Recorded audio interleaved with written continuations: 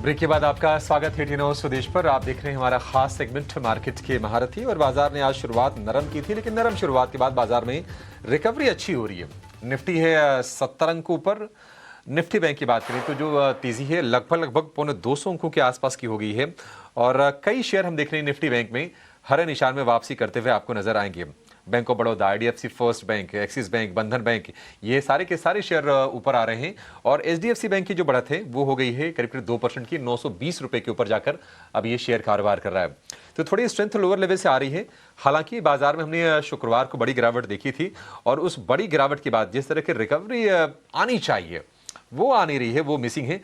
0.25% के गेंस दोनों के दोनों इंडेक्स में आपको नजर आएंगे। निफ्टी है 25,550 के पास। निफ्टी बैंक की बात करें तो जो बढ़ोतरी है वो है लगभग 200 सवा 200 अंकों की, 60,400 के आसपास का निफ्टी बैंक है। तो बाजार में यहां से आपकी रणनीति क्या होनी चाहिए, कौन से सेक्टर्स अच्छे हैं, आपको कहां पर दाव लगाना है, अगर आप म्यूचुअल फंड का रूट लेते हैं तो आपको किस तरह से पोजीशन करना है अपने पोर्टफोलियो में, ये तमाम चीजें समझते हैं। और हमारे साथ जुड़ गए हैं बाजार के दिग्गज मार्केट के महारथी, Carnelian asset management and advisors के फाउंडर और फंड मैनेजर मनोज बाहेती। मनोज जी, बहुत शुक्रिया आपका समय देने के लिए। सर, स्वागत है आपका टीनो स्वदेश पर। सर, बाजार के लिए ना बहुत सारे बहाने थे नहीं चलने के लिए, और उसमें से सबसे बड़ा जो बहाना था, जी मैं कह रहा था सर कि बाजार के लिए बहुत कई सारे बहाने थे। सबसे बड़ा बहाना यह था कि यूएस के साथ ट्रेड डील नहीं हो रही है, इसलिए बाजार एक रेंज में फंसा हुआ है और आगे कन्विक्शन के साथ नहीं बढ़ पा रहा है। अब तो ये ट्रेड डील भी हो गई, अर्निंग्स भी हाल फिलहाल अच्छे आए, फिर भी बाजार में वो कन्विक्शन क्यों नहीं आ रहा? मनोज सर, आपकी राय क्या होगी मार्केट के यहां से आगे की स्थिति को लेकर? आई थिंक अभिषेक, अगर अभी अपन मार्केट को देखें, एंड इनफैक्ट मेरा जब लास्ट टाइम भी आपसे कन्वर्जेशन हुआ था, तो मार्केट में दो फैक्टर्स है। एक है सेंटिमेंट्स, दूसरा है फंडामेंटल्स। अगर अपन फंडामेंटल्स देखें तो fundamentals day by day, including both macro and micro side में, ये बेहतर हुए हैं विसाविस मींस, अगर अपन एक दो महीने पहले की बात करें। और इस साल, जैसे आपने बोला, इस साल के जो तिमाही नतीजे आए हैं वो भी काफी अच्छे आए हैं। And going forward next quarter and next to next quarter भी हमें यहाँ से अर्निंग ग्रोथ ट्रेजेक्ट्री अच्छी लगती है। मैक्रो साइड में ऑलरेडी हमारा interest rate is down, liquidity surplus है कंट्री में, ट्रेड डील साइन हो गई है। अगर आप लीडिंग इंडिकेटर्स देखें इकोनॉमी में, जो क्रेडिट ग्रोथ हो रही है, इनफैक्ट लास्ट फोर्टनाइट की जो क्रेडिट ग्रोथ आज रिपोर्ट हुई है वो ऑलमोस्ट 14.6% क्रेडिट ग्रोथ हुई है। Even a large bank like SBI, उन्होंने नेक्स्ट 2 इयर्स का क्रेडिट ग्रोथ गाइडेंस ऑलमोस्ट 15 से 16% का क्रेडिट ग्रोथ दिया है। So credit growth is one of the lead indicator. उसके साथ अगर अपन देखें passenger car sales, two wheeler sales, insurance policy sales, तो ये सब अगर अपन नंबर्स देखें तो फंडामेंटल्स में कोई दिक्कत नहीं है। धीरे धीरे मार्केट के सेंटिमेंट्स इंप्रूव हो रहे हैं। एंड गोइंग फॉरवर्ड हमें लगता है कि 2026 एज कंपेयर टू 2025 मार्केट के लिए अच्छा होना चाहिए। यहाँ से हमें अर्निंग ग्रोथ ऑलमोस्ट 15-16% का निफ्टी अर्निंग ग्रोथ दिखता है। नॉमिनल जीडीपी ग्रोथ भी ऑलमोस्ट 10% दिखता है। क्रेडिट ग्रोथ कंटिन्यू रहेगी। डिस्क्रिशनरी कंजम्पशन में भी लगता है अगले 2-3 क्वार्टर में जो जीएसटी कट हुआ है उसके बेनिफिट आना चालू होंगे। सो ओवरऑल हमें यहाँ से, and the most important thing is that valuation जो एक साल पहले थे और अभी जो वैल्यूएशन है वो मच बेटर है। So on a risk reward basis, कोई भी इन्वेस्टर अगर 2-3 साल के लिए पैसा डालना चाहे मार्केट में, तो हमें लगता है ये बहुत अच्छा टाइम है। एंड द बिगेस्ट हेडविंड जो यूएस इंडिया का ट्रेड डील था, उसके साथ में यूएस इंडिया यूरोप का भी ट्रेड, सो ये दो बड़े ट्रेड डील का अनसर्टेनिटी भी हमारे पीछे है। सो गोइंग फॉरवर्ड हमें यहाँ से selected sectors as well as most of the sectors में चीजें यहाँ से बेहतर लगती है। ठीक है, 2-3 साल के नजरिए से चीजें अच्छी नजर आ रही हैं। मनोज जी, निश्चित तौर पर देखिए डोमेस्टिक जो फंड्स हैं उनका कन्विक्शन तो भारतीय बाजार पर रहा है, लेकिन हम देख रहे हैं कि एफआईज भारतीय बाजार से दूरी बनाए हुए थे। अब ये 4-5 दिन से हम देख रहे थे कि बाइंग के फिगर आ रहे थे, लेकिन शुक्रवार को फिर से बड़ा सेल फिगर आ गया। हालांकि आपके लिए जवाब देना थोड़ा मुश्किल होता होगा कि आप एफआईज को लेकर कैसे जवाब देंगे, उनके मन को आप कैसे पढ़ेंगे। लेकिन जब सब चीज़ें अच्छी हो रही हैं, वैल्यूएशंस हमारे थोड़े सॉफ्ट हो रहे हैं, जीडीपी ग्रोथ के जो प्रोजेक्शंस हैं वो काफ़ी अच्छे हैं, सरकार का कैपेक्स पर बढ़िया जोर है, बजट में हमने देखा भी, सब कुछ अच्छा हो रहा था, फिर एफआईज को प्रॉब्लम क्या है सर इंडियन मार्केट से? सी आई थिंक एफआईएस का अगर अपन देखें, ये हमने 2022 में भी देखा था। 2022 में जब रशिया यूक्रेन वॉर स्टार्ट हुआ था, उस साल में हमने रिकॉर्ड एफआई आउटफ्लो देखा। बट अगर आप उसके बाद में 2023 2024 देखें, एंड उस साल में भी डीआईएस बाय कर रहे थे, एफआईएस एग्जिट कर रही थी। एंड 2023 2024 में हमने रिकॉर्ड इनफ्लोज देखे एफआईएस के, they came back. And same thing like FIs का जो आउटफ्लो हुआ है, मेनली दो रीजन से है। पहला तो जब इंडिया का वैल्यूएशन, लाइक अगर मैं लास्ट ईयर सितंबर का बात करूं, उस टाइम पे इंडिया का valuation vis a vis other emerging market was little on higher side. तो उस टाइम पे FIIs have shifted to other emerging markets, and recently, like जब थोड़ा global uncertainty and all those things happened, and interest rate, especially in like India has started going down, and even in developed countries it has started going down. So recently FIIs का flow emerging market से develop countries की तरफ बढ़ा है। But अगर अगर हम आज देखें, exchange rate is already at 92, FIIs का ownership India is on a lower side. So going forward I think FIIs के लिए भी ये जो फंडामेंटल्स है इंडिया के, improving fundamentals along with very very robust budget measures, जहां पे पूरा फोकस अपना मैन्युफैक्चरिंग रिवाइवल पे, आई थिंक काफी लंबे टाइम तक वो इग्नोर करना मुश्किल है। हमें लगता है कि 2026 एफआईएस फ्लोज के लिए बेहतर ईयर होना चाहिए एज कंपेयर टू 2025। ठीक है, चलिए सर, उम्मीद करेंगे कि उनके लिए अगर बेहतर साल होता है तो फिर भारतीय बाजार के लिए भी बेहतर साल हो सकता है कि आगे जाके साबित हो जाए। एक और चर्चा बाजार में बहुत हो रही है कि एआई का ये जो डिसरप्शन आईटी स्टॉक्स में आया है, ये कितना परेशान करेगा। एंथ्रोपिक का एक टूल आ गया, उसके पहले भी हमने देखा कि एआई के फियर के चलते आईटी स्टॉक्स में थोड़ी परेशानी रही है। अब ये लॉन्ग रन में पता नहीं 5 से 10 साल बाद क्या होगा मनोज जी, लेकिन अभी शॉर्ट टर्म में तो चीज़ें ऐसा लग रहा है कि इनके लिए गड़बड़ है और इनके अर्निंग्स को, इनके क्लाइंट बेस को, मार्जिन को इम्पैक्ट कर रहा है एआई। हायरिंग वगैरह हो नहीं रही है।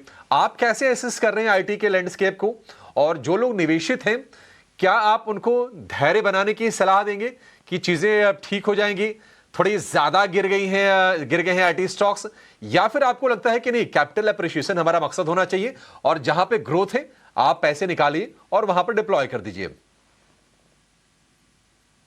सो अभिषेक, आपने बिल्कुल ठीक बोला, बट मैं आपके एक वर्ड को चेंज करूंगा। डिसरप्शन की जगह मैं इसको ट्रांसफॉर्मेशन बोलूंगा। एंड हमने बाजार में इस तरह के ट्रांसफॉर्मेशन पहले भी देखे हैं। जैसे इंटरनेट के बाद में Y2K हुआ, Y2K के बाद में क्लाउड ट्रांसफॉर्मेशन हुआ।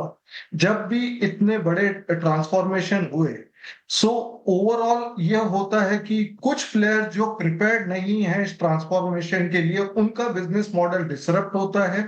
कुछ प्लेयर जो अपने आप को फास्ट अडेप्ट कर लेते हैं, उनके लिए नई अपॉर्चुनिटी क्रिएट होती है।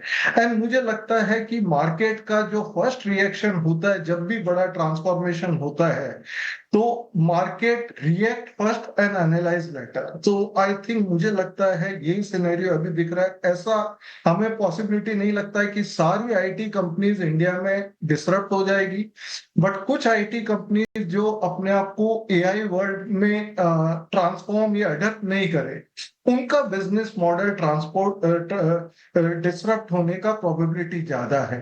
एंड अगर इसको अपन थोड़ा सा सेकंड लेवल सोचे, सी अभी इनोवेशन वेस्ट में हुआ है, जहां पे 4-5 एआई इनोवेटर्स हैं, उन्होंने बड़े इन्वेस्टमेंट किए हैं, एलएलएम इनोवेट किया है।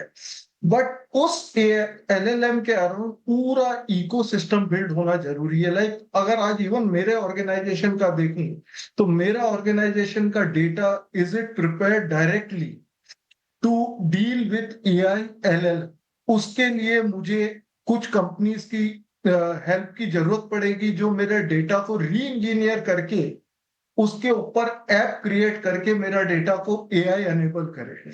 तो वहां पे एक बड़ी अपॉर्चुनिटी हमें दिखती है। एंड जब भी इस टाइप के ट्रांसफॉर्मेशन आते हैं, हमें लगता है कि एफिशिएंसी बढ़ती है, बट एफिशिएंसी के साथ स्कोप ऑफ वर्क भी काफी बढ़ता है। सो आई थिंक यहाँ पे हमें while investing in IT companies, हमें बहुत केयरफुली ये एनालाइज करना चाहिए कि इस IT कंपनी का बिजनेस मॉडल वेदर वो AI वर्ल्ड के लिए अडेप्ट कर रहे हैं, क्योंकि going forward it will be human along with AI engine, both will go hand on hand together, ऐसा हमें लगता है। बट एवरी डे हमें नई चीजें सुनने में मिल रही है। We are also watching the developments very closely, but I think very exciting times, जहां पे आपको कुछ विनर्स मिलेंगे एंड कुछ लूजर्स मिलेंगे। इन्वेस्टर्स को केयरफुली एनालाइज करके इन्वेस्ट करना चाहिए। यस, रिस्क यहाँ पे अगर विदाउट इन्वेस्ट किए हुए IT कंपनीज में इन्वेस्ट किया तो रिस्क बड़ा है, बट अगर आप प्रॉपरली एनालाइज करके पेशेंस के साथ इन्वेस्ट करें। एंड दूसरी चीज, valuation of IT sector for all the companies, good bad ugly, has come down significantly. So यहाँ पे अगर कोई अच्छे से एनालाइज करके फ्यू ऑफ द कंपनी जो AI वर्ल्ड में थ्राइव करेगी, I think it can be a good risk reward opportunity. जी बिल्कुल सर, ठीक है, अच्छे से एनालाइज कर लें। लेकिन बहुत सारे ऐसे हमारे दर्शक हैं जो आप लोगों के एनालिसिस पर ही भरोसा करते हैं और वो ये जानना चाहते हैं कि आप पैसे कहाँ पर लगा रहे हैं। क्योंकि देखिए, जो म्यूचुअल फंड्स में जो SIP के जो फ्लोज आ रहे हैं वो तो स्टडी हैं, 28-30 हज़ार करोड़ रुपए आ ही जा रहे हैं। अगर हम जनवरी के डेटा की बात करें, 31 हज़ार करोड़ रुपए के म्यूचुअल फंड्स में आए हैं। लेकिन थोड़ी सी चिंता की बात यह है कि इक्विटी म्यूचुअल फंड्स में 14% की गिरावट है उसमें जो फ्लोज आए हैं। तो आप जरा बताइए, क्योंकि आप लोगों के ऊपर जिम्मेदारी बहुत होती है, जो म्यूचुअल फंड्स होते हैं, जो फंड मैनेजर्स, AMC कंपनीज होती हैं, आप पैसे कहां पर अभी डिप्लॉय कर रहे हैं और क्या कोई स्ट्रेटेजिक कोई शिफ्ट है लोकेशन को लेकर सेक्टर वाइज? तो अभिषेक, हम लोग ओवरऑल मैन्युफैक्चरिंग स्पेस इंडिया पे काफी पॉजिटिव हैं। इनफैक्ट अगर आप इस बार का बजट भी सुने, पहला बजट मैंने वहां देखा है जहां पे start of the budget SPC manufacturing से हुई है। सो बजट में full focus was on manufacturing, and along with manufacturing India ने 2-3 बड़े ट्रेड डील साइन किए हैं। सो हमें लगता है कि अगले 3 से 5 साल manufacturing sector as a overall बहुत अच्छा करना चाहिए इंडिया में, जहां पे मैन्युफैक्चरिंग का proportion as a percentage of GDP will go up. And within manufacturing हम लोग CDMO एंड फार्मा पे बुलिश हैं, ऑटो एंसिलरीज पे बुलिश हैं। यहाँ से हमें टेक्सटाइल्स भी अच्छा लगता है। एंड ऑटो में बोथ PV एंड CV हमें अच्छा लग रहा है। along with that, power ancillaries, capital goods companies, ये भी देखने चाहिए। and consumer discretionary also after the GST cut and all should do well. So ये कुछ sectors है जहां पे हम लोगों का फोकस है। And specially the biosimilar is also, जहां पे इस बजट में ऑलमोस्ट 10,000 करोड़ का बायोसिमिलर डेवलपमेंट के लिए गवर्नमेंट ने प्रावधान रखा है। तो biosimilar can also be a very interesting opportunity going forward. ठीक है, 4-5 मोटा मोटी सेक्टर्स बताए हैं मनोज जी ने। मैं एक बार फिर से सामने रख देता हूं। बायोसिमिलर से रिलेटेड जो कंपनीज हैं, अब इसमें बायोकॉन जैसी कंपनीज आती हैं, इस पर फोकस करके चलिए। डिस्क्रिशनरी कंजम्पशन वाले स्टॉक्स पर आप फोकस, मैन्युफैक्चरिंग से रिलेटेड स्टॉक्स पर ज़्यादा फोकस है। मनोज सर, बहुत शुक्रिया, आज आपने समय निकाला और हमारे दर्शकों को विस्तार से आपने जानकारी दी अपने निवेश के स्ट्रैटेजी को लेकर और बाजार की दिशा को लेकर। Thank you so much sir for joining us today. चलिए, अब शो को समाप्त करने का समय हो गया है। निफ्टी की अगर हम बात करें तो 50 अंकों की तेजी निफ्टी में है। लोअर लेवल से स्ट्रेंथ आई है। निफ्टी बैंक करीब 200 अंकों ऊपर डबल सेंचुरी लगाकर कारोबार कर रहा है और एचडीएफसी बैंक से आज लीडरशिप आ रही है। 7 दिन लगातार गिरा था एचडीएफसी बैंक और 7 दिन में लगभग 5.5% के आसपास की गिरावट आई थी। आज 2% की रिकवरी है। और इसके अलावा अगर हम एनर्जी स्पेस की बात करें तो ओएनजीसी, पावर ग्रिड, कोल इंडिया जैसे शेयर आज आपको निफ्टी के टॉप गेनर्स में दिखाई देंगे। फिलहाल इस शो में इतना ही। ब्रेक के बाद मिड कैप की चर्चा करेंगे। मिड कैप मसाला में आप कहीं जाएंगे नहीं। नमस्कार।